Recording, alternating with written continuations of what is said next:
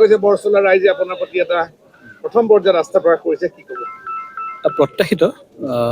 আমি যেনেকৈ আশা কৰিছিলোঁ, আমাৰ নেতৃত্বই যেনেকৈ আশা কৰিছিল, আৰু আমাৰ নিজৰ সংগঠন, আমাৰ কাৰ্যকৰ্তা আৰু সন্মানীয় বৰচলাবাসী ৰাইজৰ ওপৰত সম্পূৰ্ণ আস্থা আছে, বিশ্বাস আছে। যেনেকৈ ডক্টৰ হিমন্ত বিশ্ব শৰ্মা ডাঙৰীয়াৰ 5 বছৰীয়া নেতৃত্বাধীন চৰকাৰখনৰ উন্নয়নৰ কাম কাজ, সেই লৈ ৰাইজে সন্তুষ্টি প্ৰকাশ কৰিছিল।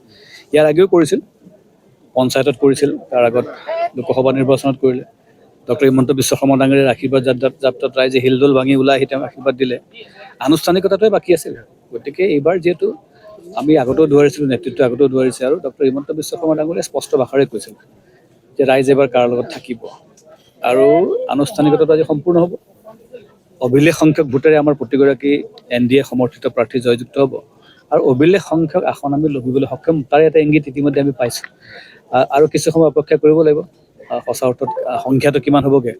প্ৰত্যাশিতভাৱে 90ৰ পৰা 100ৰ ভিতৰত থাকিব, আৰু কিবা কাৰণত 100তকৈ আগবাঢ়ি গ'লেও মানে আচৰিত হ'বলগীয়া হয়তো একো নহ'ব। ধন্যবাদ, ঠিক আছে। যিকোনো খবৰৰ বাবে যোগাযোগ কৰক আমাৰ এই নম্বৰত 9181 307 221।